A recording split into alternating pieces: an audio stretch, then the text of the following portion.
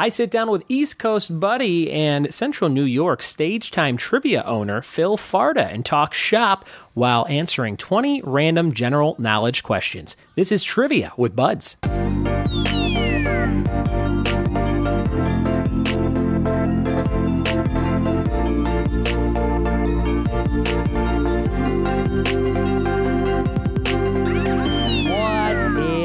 And welcome to another episode of the Trivia with Buds podcast. I'm your host, Ryan Buds. Thanks for checking out this show. This is the daily podcast full of trivia that comes out, you guessed it, every single day. And you can listen to it and play along while you're working out, while you're walking the dog, while you're driving around on your long commute, maybe around Los Angeles like I do almost every single day. Thanks for telling a friend about this show, leaving reviews on iTunes, and becoming a Patreon subscriber. All that stuff really helps keep the show a-flowing and coming out every single day. Been recording a ton of podcasts today, actually, and I actually became a Patreon subscriber of my friend Jordan's Wreck My podcast, which is great if you like jumping into conversations on nostalgia and things we grew up with if you're in your 20s or 30s. So go check out Wreck My Podcast. As a Patreon subscriber, I got to ask him a question that they answer on the show, and my question was about Goosebumps books. I had players last night try and list as many Goosebump book titles as they could. It was a completely packed bar in El Segundo called Brewport Tap House, and we probably had close to 100 players, probably 80 players, and the most people could name was 7 different Goosebumps books titles, and all the other people would have 2 or 3, and most of them were like Night of the Living Dummy, 1, 2, and 3. So people don't know Goosebump book titles as well as I thought they did, but the one that got 7, they said they were struggling to even come up with 7. I kind of know a bunch off the top of my head. My question for Wreck My Podcast was, what do you think is the actual scariest Goosebump book title or scenario? So there's a bunch of different ones. The one that kind of jumps out to me is The Haunted Mask. That's where you put on this mask and then I think it makes you do evil stuff and you can't take it off your face. It's like stuck on your face. They had The Haunted Mask 1 and 2, I believe. So if you are listening to this and you have an opinion on that, why don't you send me a tweet at RyanBuds, RyanBudds. Let me know what you think the scariest, if it actually happened to you, Goosebumps book title or scenario is. We're going to jump into today's episode, which is all about general knowledge with my buddy Phil Farda of Stage Time Trivia fame in Central New York. Phil runs about 12 different trivia nights and has a bunch of great questions, and we actually swap questions quite a bit for our live trivia nights. So me and Phil sit down. We talk about how he's incorporating some music bingo and different things into his nights over in New York. And we go back and forth with 10 questions each. I have 10 from a live confidence round that I did, and he has 10 from kind of just all over the place. So enjoy this episode, enjoy playing along, and enjoy Phil and I shooting the shit. Here we go. Sitting here in Laverne, California, in the comfort of my own home on a Skype call with my good friend from the East Coast, Mr. Phil Farda from Stage Time Trivia. What's up, Phil? Hey, Buds. How are you, man? I'm doing pretty good, man. You caught me last night. We were Facebook messaging back and forth for probably like an hour and talking about being trivia hosts and getting some business going and everything. How's everything going for you on the East Coast? It's great over here, man. You know, yesterday we were talking about how I'm in a nice area where there's not a lot to do. It's kind of a little city. Sure. So I've managed to create this local trivia company, and especially with all the experience we have as comedians, it's been a huge hit. So everything's going real good. That's fantastic. How many nights you got right now in upstate New York? We in the Utica and Syracuse area. That may not mean anything to you, but that's like Central New York area, upstate. From we're not near the city. Gotcha. We have 12 locations right now. Oh, fantastic, man! And how many different hosts are you using? Different comedians and things like that. We have 6 different comedians hosting, and everybody that's has done comedy in some capacity. Sure. Except our one lovely lady is Cookie, and she's just a fun personality. Yeah. And we wanted to add a little diversity to the team, and she does a great job. So she doesn't necessarily do comedy, but she's a great host. Every trivia company in the world should have somebody named Cookie working for them. I feel like that's a given, right? You have to. Yeah, that was actually, we were mandated by the Trivia Foundation of the U.S. There you go. Which you and I have created as of now. So that'll be good. Yeah. You are also hosting a lot of bingo these days, and specifically doing a lot of music bingo. Tell me a little bit about that. Well, that's something that you got me into because I saw you sharing these things, and I said, man, that seems like a cool idea. Yeah. We traded some ideas and some concepts and stuff. So I rolled that out probably within the last 2 months. Oh, wow. It has been it's just been a huge hit. So I was sort of doing it a little haphazardly at first. Yeah. And now we've honed in, and we got a great system, and the nights run really smooth. They're a huge hit.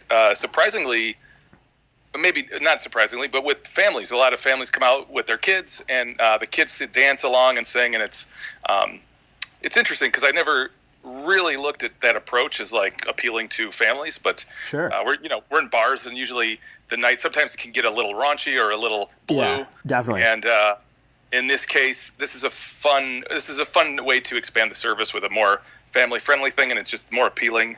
Yeah, definitely. I think that the music bingo, the best way to describe it is like after, like, I don't know, an hour of doing it or a half hour, after just like the first couple rounds, there's this sense of like, hey, we're all at a wedding together and we're listening to these songs and dancing and singing around to all these hit songs that we know. And if you can find the best part of the song to play that everybody knows, like a Sweet Caroline or something like that, it gets people pretty excited.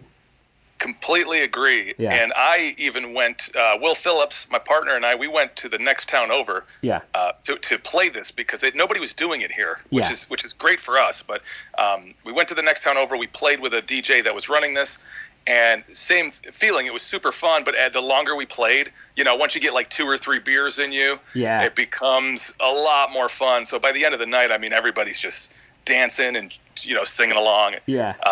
It's a real fun night, and then even at the end when you announce that last round, everybody's a little disappointed, sure. but you kind of want that, right? Yeah. Like you want your people to leave going like, that was great, we need to do this again. Oh, definitely. I'm sure you get the people that when you're setting up at a bar that haven't seen what you do before, they're like, what are you doing, karaoke? Do you get that all the time? That's like the number one thing people ask me if I'm doing.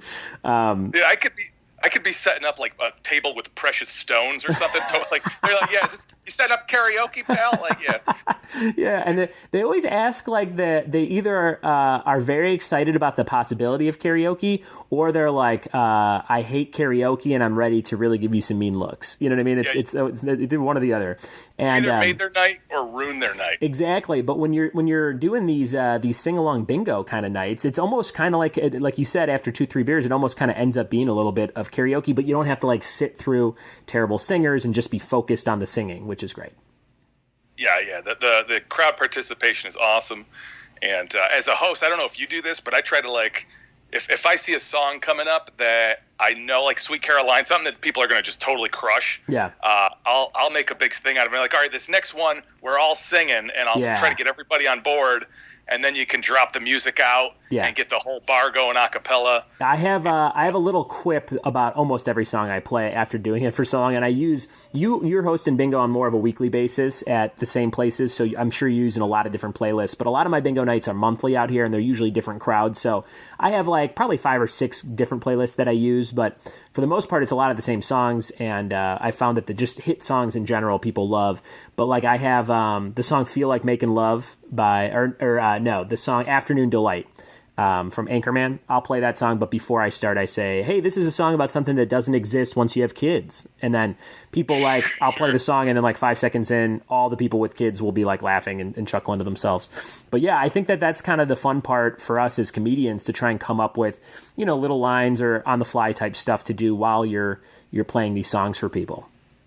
And I'm still feeling it out because I feel like, with the bingo particularly, I sometimes feel like less is more. Yeah. Like you ever go to like a club where the DJ's just talking over everything? Exactly. Yeah, you don't want to do it too much. Yeah, I don't want to do that. So I do let the music just ride for quite a bit, and I feel out the audience and how much they really want to hear from me. A dumb joke that I always say that it doesn't even make any sense, and I don't know why it makes me laugh. I'll play the song "TikTok" by Kesha, and I'll say, this song came out 30 years ago already. And people, as soon as they hear it, they look at each other like, that song's not 30 years old. And then some people go like, is it? And it just makes me laugh to see their expressions.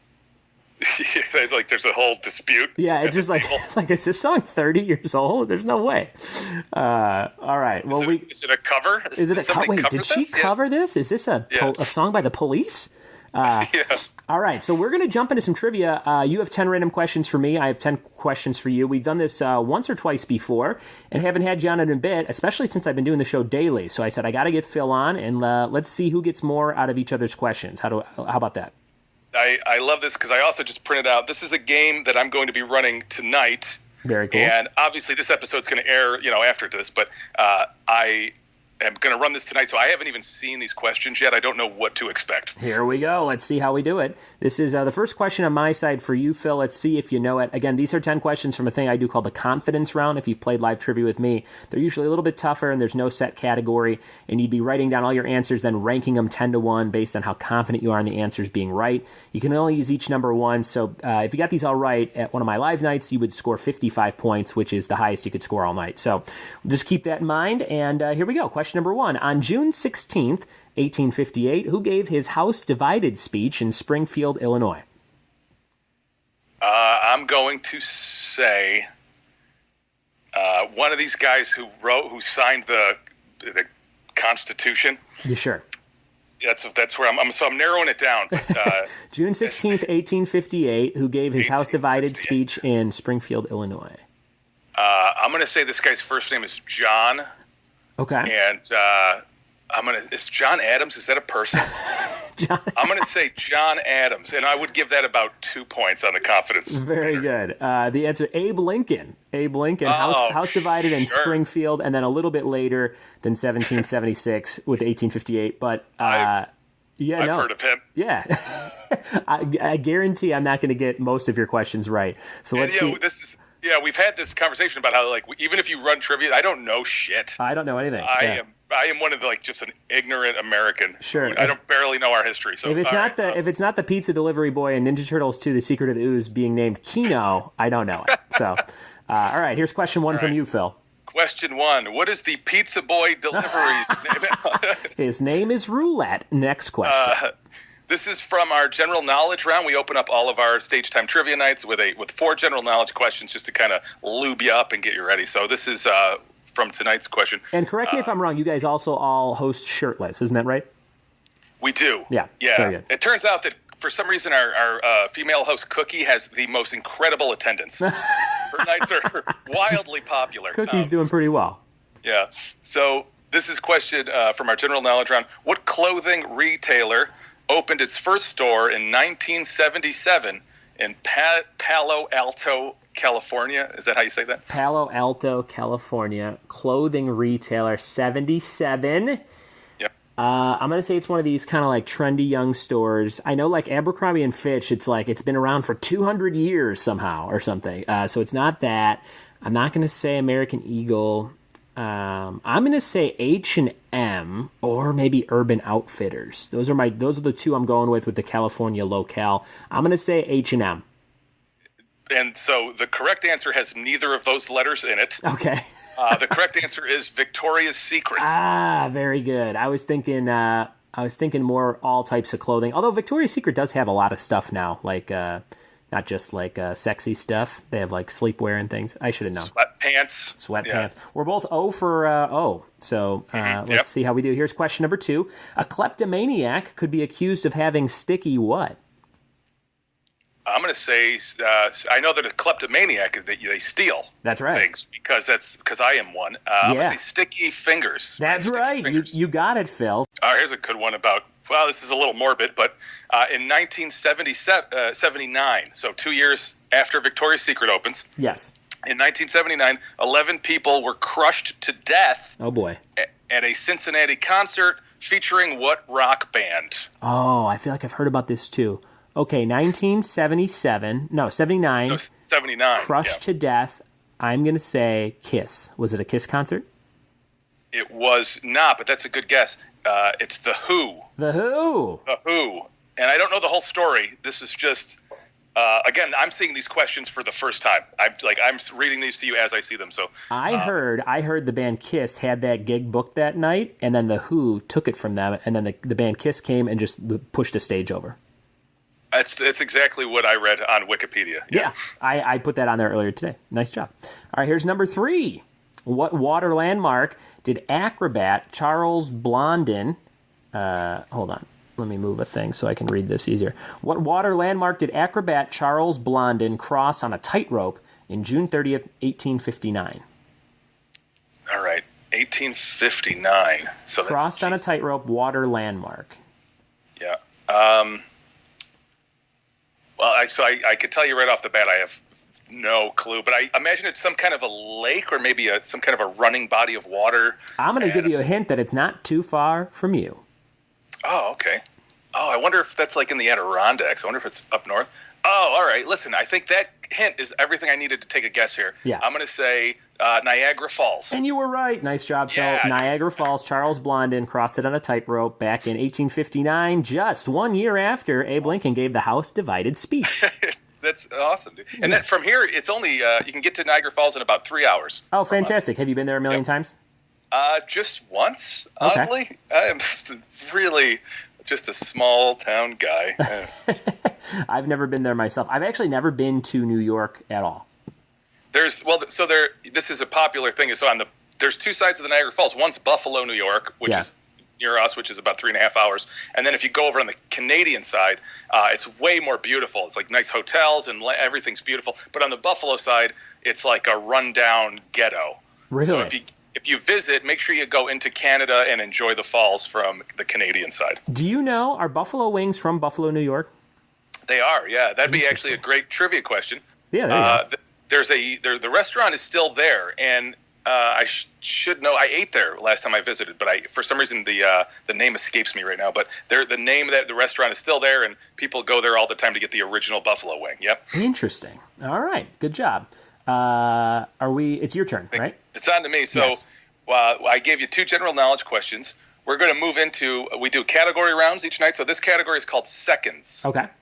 And that could refer to anything. Seconds. Right. So I'm going to go right through the category. What is the second gift given in the 12 days of Christmas? Now I got to sing it to myself. Okay, partridge in a pear tree, 2 turtle doves. 2 turtle doves? 2 turtle doves is correct. Nice. I got one finally. It's 2-1. Phil's winning by a point, and we're on to question number 4. In June of 2006, what newscaster ended their 44-year career at CBS? June of 2006, what newscaster ended their 44-year career at CBS? All right. Man, I wish I paid attention. The news. Yeah. It's got to be a big name guy that obviously when I hear it, I'll be embarrassed. But Yeah. I'm going to say Brokaw. Is that a guy? Tom Brokaw? Tom Brokaw is a guy. Not the guy in question. This one was Dan Rather. Okay. Dan, would you rather? Number 4. I've heard of him, yeah. Mm-hmm. All right. Number 4 for you. I'm doing about as well as I expected to. All right. You're still beating me. Number 4 is, here we go. What is we're still in the category of seconds. What second most abundant element in the universe is also second on the periodic table? Hydrogen.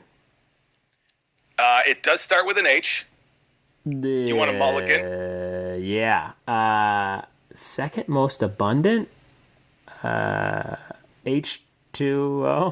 H2O? Is that That's a few elements in there, but the correct answer is helium. I was going to say helium, and it doesn't seem like something that we have an abundance of, does it? It doesn't make sense, right? But it's in the universe, so it doesn't necessarily have to be here. But do you know how very scientific people would never think like this, but I think most people probably go, how many balloons are there? You know what I mean? Right, how many? You don't really think about it except they get those tanks and you could talk funny with them. That's that's where my head goes.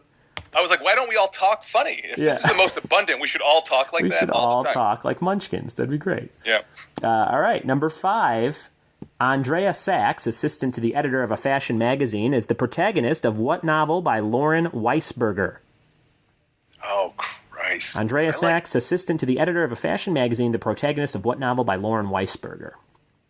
All right, I'm gonna ask a question if I can. Sure. Is it also a movie? It is. Is it also a film? All right, then, without knowing anything, I'm going to guess. It's called The Devil Wears Prada? It is. The Devil Wears Prada. Or as Kanye West says in a lyric, the devil wears nada. Mm-hmm. Halfway through this little quiz, we're on question number 5 for Phil. And all right, so we're doing the category seconds. Here's the question, and it's about the Bible. So I'm sorry. Sorry. What is the second book in the? This question's shorter than I expected. What is the second book in the Bible? Exodus. It is. It Nice. is Exodus. Nice. I did. Yeah. Are you a religious guy? Is that how you knew that, or? Yeah, I'm actually reading the Bible right now while we're doing the podcast. I got it. What? I literally know Genesis and Exodus, and I was like, well, Genesis is first, so let me guess Exodus. That's the only reason I knew that. I've never read the Bible. I've thought about reading it a lot of times. I actually swear to God, last night I was going to sleep. I'm like, maybe I'll start reading the Bible tomorrow. And I used to do, when I was younger, I joined a Bible study. Sure. I was raised Catholic, and then I went, and when I was a teenager, I joined a Bible study, Yeah. and you read it, and then everybody kind of discusses it and analyzes the book, and I got to the point where, and I don't mean to make it religious, but I got to the point where, like, Jesus rose from the dead. Yeah. You remember that part of the story? Sure, I've heard that. And I just I kind of put a hand up, and I was like, that's what you guys, like, it was cool right up to that part, and I'm like, you guys, you know about dying, right? And that was kicked out of the Bible study. And then you were done. Yeah, I went to CCD and everything, grew up Catholic as well, and kind of got away from it in high school. And then I had some friends who were real Christian, but like Christian friends in high school, they still like did drugs, smoked, drank, went to church once a week, and then like everybody was hooking up. And I'm like, I should hang out with these kids, Right, but there was a little bit of like Jesus involved too. It'd be like, but Jesus, But they still did all the like fun stuff. And then they went to this church camp for a week after we graduated high school. So I was 18. And I went with them. They were like 17 and 18. And it was great. I went on jet skis. I went horseback ride. All this stuff I had never done because we didn't really travel a lot or go on big vacations in my family. So I got to do all this cool stuff, and then there was a little bit of Jesus, and I was like really into it for that week. And then as soon as I was home, I think I did more sinning than ever. I was like, all right, got that out of my system, and now let's be a 19-year-old kid or whatever. Yeah, I was like a bunch of 18-year-olds at a Bible camp getaway sounds like an explosion of sexual energy. Oh yeah, there was a lot of stuff going on, a lot of horseback riding and things. All right, here's question number 6 for you. Let's see if you know this one. What sign are you if you were born May 22nd to June 21st and are said to have a two-sided personality and often change moods quickly? Does this sound like you, Phil? Does this match up with you? It's close. I was born at the end of April. Okay, very close. So what sign are you? May 22nd to June 21st, two-sided personality. Is female? Is that a sign? Can you be? So it's got to follow. So I'm a Taurus, so it's got to be the next one.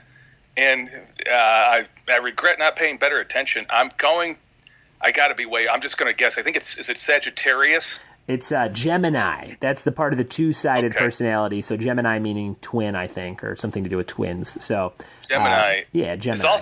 Is also the name of a very, very entertaining comedian magician. Oh, yeah, and I think an American Gladiator. Maybe an American Gladiator. That's right, yeah. I think it's the same guy. Probably the same guy. Yeah. All right, we're on question number 6 for you. A couple more of these left. You're winning 3-2. And I think you're going to tie it up here because this is the last question in our seconds round. This is also today's clue of the day on our Facebook page. So we, Will and I do a pretty good job of managing our Facebook, like social media and stuff. Yeah. So for our regular players, we put out a clue of the day on our Facebook page each day to people follow us and like, and it keeps us engaged with our players. That's great. And so here's the question. I don't think it's too crazy. How many seconds are there in a full NBA shot clock? Ooh. Let's see. How many seconds in an NBA shot clock? Not a sports guy? No, not at all. But I think neither. All right. I think it's either 20 or 30, and I'm going to go with... Hold on. Before you answer. Yes. I'm going to tell you that it lands somewhere between those two. Okay, so 25 is my guess. It's not right, but it's real close, man. It's 24. 20. Why would they not make it 25? I don't know. Like, they must have... They're like, it's too long. Make it 24. Yeah, it's way too long. This guy's just They're dribbling around for a whole another second. Sons of bitches. Very good. Okay, well, now I'll never forget that. 24 seconds. In grade school, when I played it around the CCD time, in like 4th, 5th, 6th grade, the shot clock was the entire game because we would just score. The score would be like 9-8 after like an hour, you know? That's what our local hockey games are. Yeah. All right, number 7. What's the other name for splash guards on a truck that help prevent splashing on following cars? And they sometimes have wacky things on them. Mostly like Yosemite Sam. Yosemite Sam? Yeah, those are called mud flaps. Mud flaps. That's Phil's 4th point. Nice job. What's the craziest mud flaps you've ever seen? Probably just Yosemite Sam, right? It was just Yosemite Sam, but he was wearing like a nice outfit.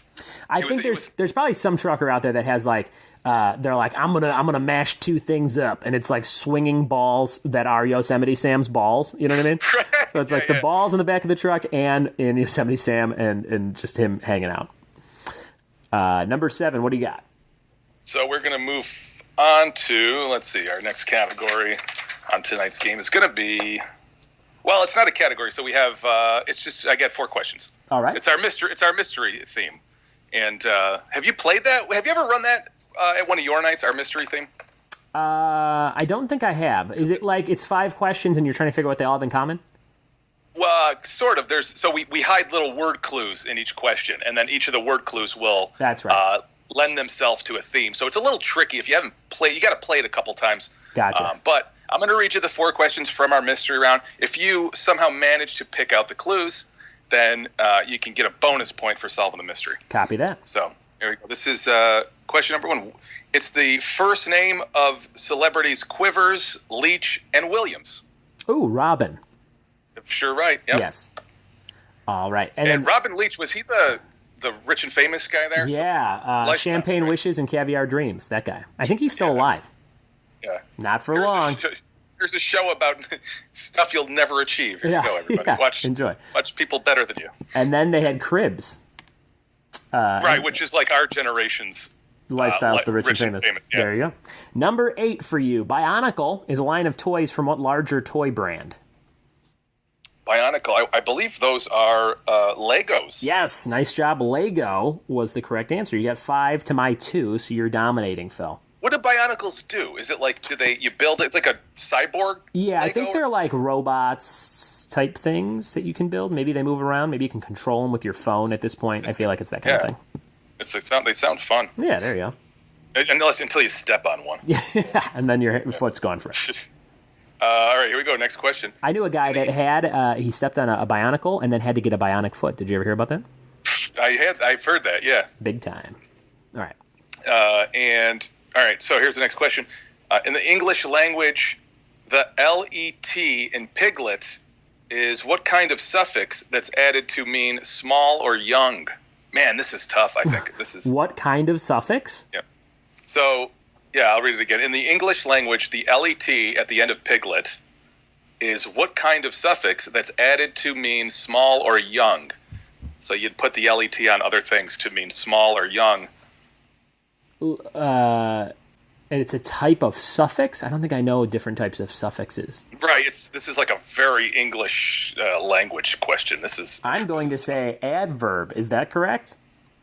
That's a type of like part of a sentence, but the correct answer, I don't think I've ever even heard of it. It's called diminutive. I've definitely heard of that, but that was like some deep English stuff that I would never remember. I've heard that before. So generally to play our trivia, you don't have to be a professor, but that's probably the hardest question we've ever asked. Very good. Number 9, a Russian blue is a breed of what type of animal? Oh, Russian blue breed of what type of animal? Yeah. I've definitely heard of like blue nose pit bulls, but I've never heard of like Russians don't even have dogs. I don't know. Like I've never heard of a Russian breed dog. So I want to say it's an aquatic creature, a Russian blue whale. That's my guess. That's a good guess. It's actually a cat. A Russian blue is a cat. Okay. I don't know if they're actually blue. I don't think they are. Maybe they are. Right. I'll have to look it up. A blue nose pit bull is not blue. Interesting. I wonder why they have those names. They're just sad. Right. Sad. Their nose just swears a lot. Yeah.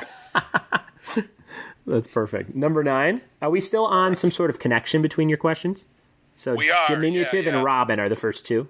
So what I'll do is I think that it may be pretty tricky to pick out the clues, but at the end of these 4 questions, I'll give you the. Okay. I'll tie the mystery together for you if you don't. Perfect. All right. So this is this is all about Teenage Mutant Ninja Turtles. Yeah. Buds, this is your question, man. Love it. I hope I'm gonna pronounce this guy's name right. Usagi Yojimbo is a Japanese comic character who made several appearances in Teenage Mutant Ninja Turtles. What type of animal is he? He's a white rabbit. That's right. That's correct. You didn't even have to. Yeah.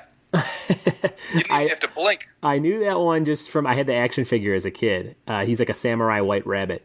I think, let's see, we're on Robin, White Rabbit, and Diminutive.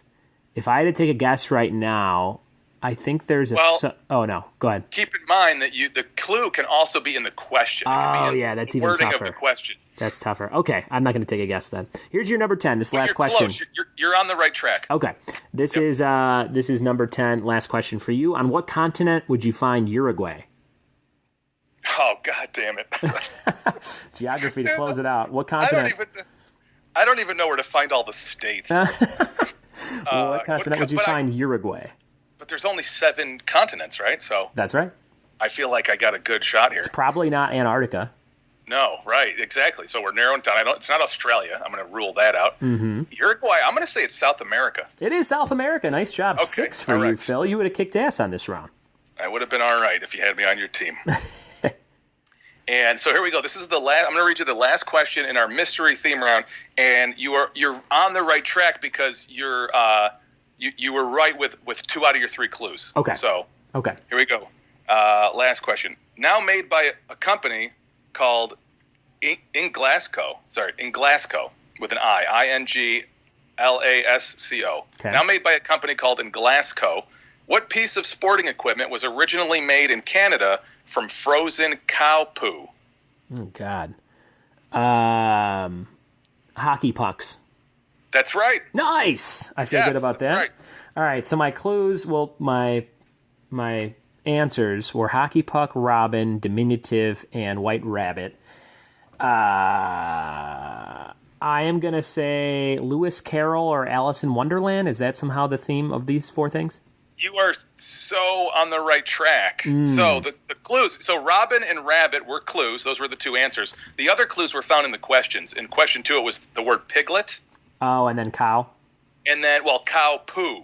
Oh, they're all 100 Acre Woods characters. They're all right. They're all Christopher Robin, Piglet, Rabbit, Oh, Pooh, very good. Winnie the Pooh. If I would have saw those in writing, like on a page or on a screen, I think I would have done good with that.